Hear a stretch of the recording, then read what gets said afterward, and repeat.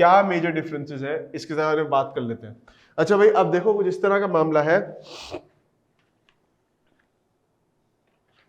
कि हमारे पास अगर मैं लाइन बीच में ड्रॉ करता हूं और मैं कहता हूं कि I need to talk about photosynthesis, मैं फोटोसिंथेसिस की बात कर लेता हूं और मैं बात कर लेता हूं रेस्पिरेशन की, फोटोसिंथेसिस की बात कर लेता हूं, रेस्पिरेशन की बात कर लेता हूं। तो अब इन दोनों के दरमियान में डिफरेंसेस समझ लेते हैं कि इन दोनों के दरमियान में डिफरेंसेस है क्या, इन दोनों के दरमियान में क्या खास डिफरेंसेस होते हैं ना। अगर हम सबसे पहले बात करें तो हम ये कहते हैं कि हमारे पास फोटोसिंथेसिस में लाइट एनर्जी कन्वर्ट होती है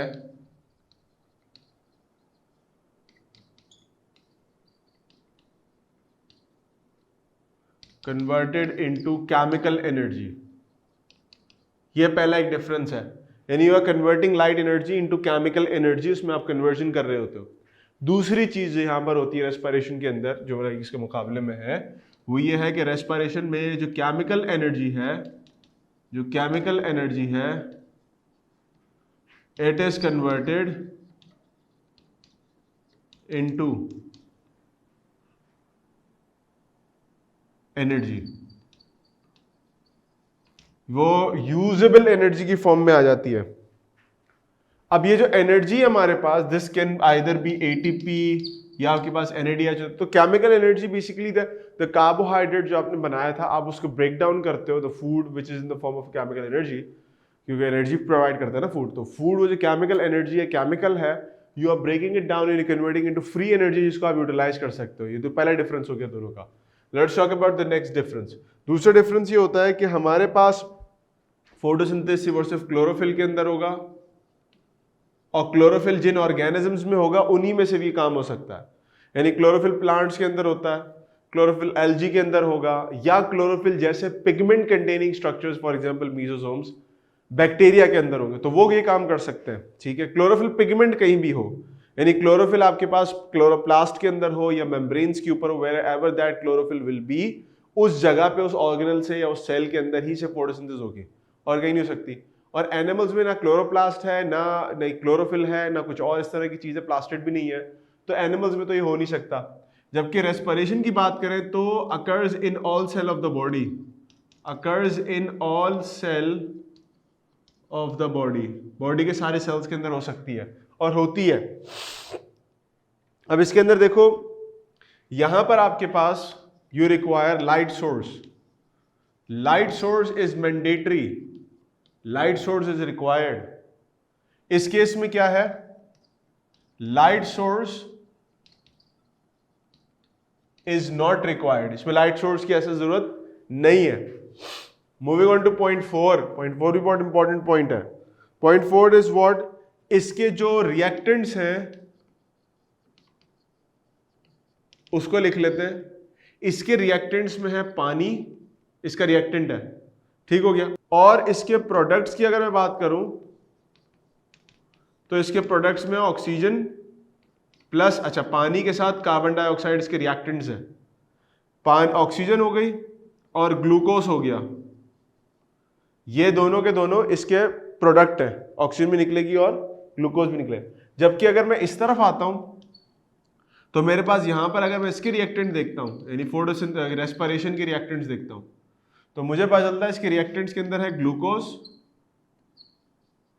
इसके रिएक्टेंट के अंदर है ऑक्सीजन, और इसके प्रोडक्ट के अंदर हमें क्या मिलता है, कार्बन डाइऑक्साइड प्लस वाटर। यानी इसके रिएक्टेंट्स उसके प्रोडक्ट हैं और इसके प्रोडक्ट उसके रिएक्टेंट्स हैं, तो दे गो समथिंग लाइक दैट। और ये हमारे पास हमारा ये टॉपिक भी एंड हो गया कि जब हमने डिफरेंसेस देख ली बिटवीन फोटोसिंथेसिस एंड रेस्पिरेशन, ये दो हमने चीजें देख ली।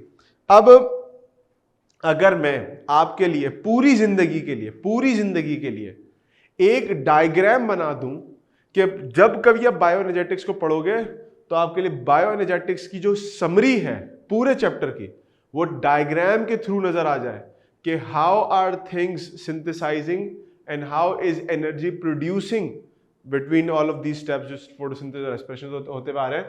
तो इस आखिरी बात कर दूं इस चैप्टर की मैं यहां पर, तो इसको अच्छे से जरा समझ लेना मेरी बातों को, ठीक है।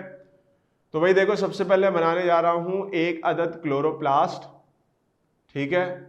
इस क्लोरोप्लास्ट की आ जाती है ये डबल मेम्ब्रेन्स,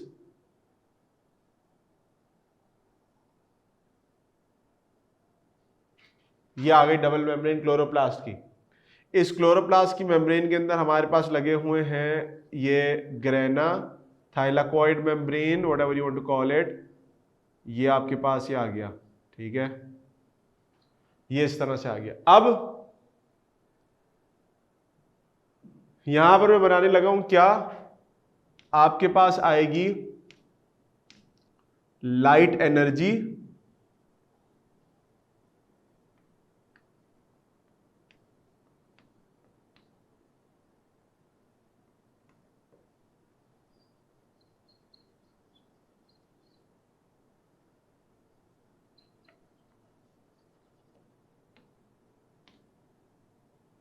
अब ये लाइट एनर्जी फॉर एग्जांपल आपके पास आ गई। अब लाइट एनर्जी किसको जाके हिट करेगी, आपके क्लोरोप्लास्ट को, ठीक है। लाइट एनर्जी आ रही है। अब आगे बात कर लेते हैं। अब यहां पर लाइट एनर्जी की वजह से हमारे पास बन रहे हैं एटीपी का मॉलिक्यूल और NADPH का बन रहा है, ठीक है। ये दोनों क्लोरोप्लास्ट में बन रहे हैं, ग्रेना से निकल के जा रहे हैं, ठीक हो गया। इसके साथ ही साथ इनके बनने की वजह से ऑक्सीजन भी निकल के जा रही है एटमॉस्फेयर के अंदर, क्योंकि हमें पता है कि पानी के टूटने से we get ATP, we get NADPH और ऑक्सीजन रिलीज होकर जा रही होती है। मूविंग ऑन, ये जो ATP और NADPH है, ये दोनों ऐड हो जाते हैं एक रिएक्शन के अंदर, and that reaction is known as the Calvin cycle. उस रिएक्शन को हम नाम देते हैं केल्विन साइकिल का। इसको एक दूसरे कलर से बना देता हूं ताकि अलग से नजर आए। ये जो रिएक्शन है आपके पास, इसको हम नाम देते हैं केल्विन साइकिल का।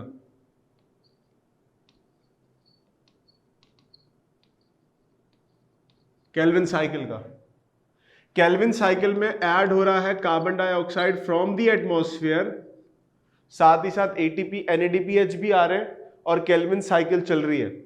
As a result of Calvin cycle हमारे पास प्रोड्यूस होता है एक प्रोडक्ट, और उस प्रोडक्ट को हम नाम देते हैं, जो हमारा मेन प्रोडक्ट है, एज ग्लूकोज। उसको हम नाम देते हैं, किस चीज का, ग्लूकोज का नाम देते हैं।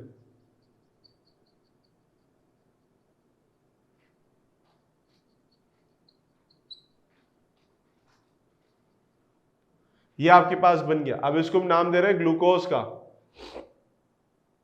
ठीक हो गया। बनाने का मेरे कोई फायदा नहीं हुआ उसको।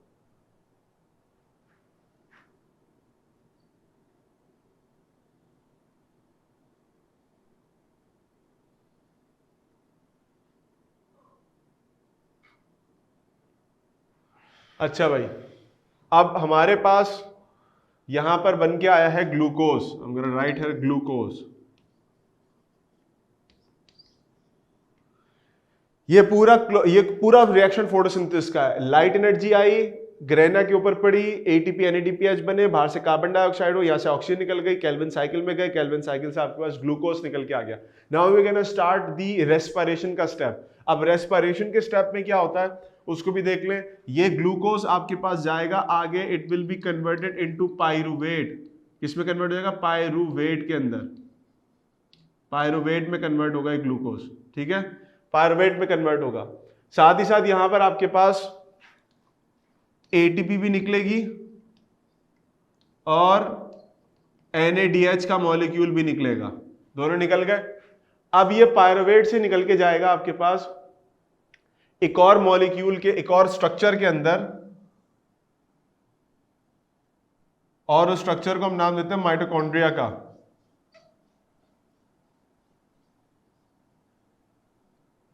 ये माइटोकॉन्ड्रिया आ गया, क्लोरोप्लास्ट, माइटोकॉन्ड्रिया। ये जो पाइरुवेट बना था हमारे पास, इसको मैं तमीज से लिख दूं पाइरुवेट का नाम।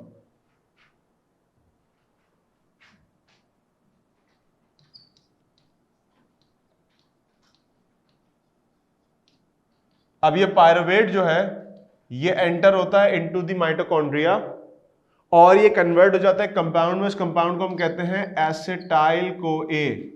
एसिटाइल को ए नाम के एक कंपाउंड में कन्वर्जन हो जाती है। नाउ दिस एसिटाइल को ए ये मूव करके जाता है और ये एक साइकिल का हिस्सा बन जाता है, जिस साइकिल को हम लोग आमतौर पे कहते हैं क्रेब्स साइकिल। क्रेब्स साइकिल, ठीक हो गया। एसिटाइल कोए में कन्वर्जन के दौरान भी हमारे पास कुछ NADH निकलते हैं।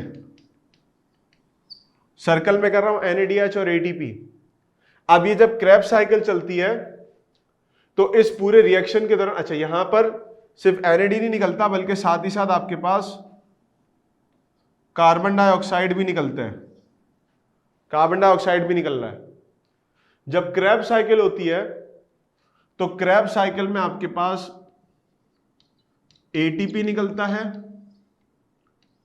NAD निकलता है, NADH, हमारे पास निकलता है FADH, ठीक हो गया। ये तीन चीजें निकलती हैं, हमने जिक्र भी किया पीछे इसका। मूविंग ऑन, साथ ही साथ कार्बन डाइऑक्साइड भी निकल के सेल से बाहर चली जाती है, सेल ऑर्गेनल से, यानी माइटोकॉन्ड्रिया से बाहर चली जाती है। कहानी यहां एंड नहीं हुई। अब आगे क्या हुआ? आगे ये हुआ कि आपके पास NADH और FAD दोनों, NADH और FAD दोनों, ये दोनों मूव करके आते हैं माइटोकॉन्ड्रिया की मेम्ब्रेन पे। क्यों जाते हैं माइटोकॉन्ड्रिया की मेम्ब्रेन पे? क्योंकि माइटोकॉन्ड्रिया की मेम्ब्रेन पे लगे हुए हैं कुछ स्ट्रक्चर्स, कुछ मॉलिक्यूल्स, जहां पर चलती है इलेक्ट्रॉन ट्रांसपोर्ट चेन। ये मॉलिक्यूल्स के पास जाते हैं, इन मॉलिक्यूल्स को पे चलती है इलेक्ट्रॉन ट्रांसपोर्ट चेन, वहां पर इसको अपना इलेक्ट्रॉन देते हैं और इलेक्ट्रॉन देने के बाद, इलेक्ट्रॉन दे दिया, इलेक्ट्रॉन देने के बाद आपके पास यहां से इस रिएक्शन में से निकल जाती है कौन? ATP। तो ये पूरा रिएक्शन है हमारे पास, ये पूरा रिएक्शन चल रहा है हमारे पास, ठीक है। इसमें क्या हो रहा है? इसमें आपके पास ये फोटोसिंथेसिस हुई, यहां से ग्लूकोज बना, उससे pyruvate, acetyl CoA, Krebs cycle, carbon dioxide निकल गई, ये एनर्जी निकल गई, एनर्जी इलेक्ट्रॉन ट्रांसपोर्ट चेन के लिए जाती है, and then we have more ATPs, free available ATPs। याद रखिएगा ये बात कि ये तो आपके पास हो गया फोटोसिंथेसिस।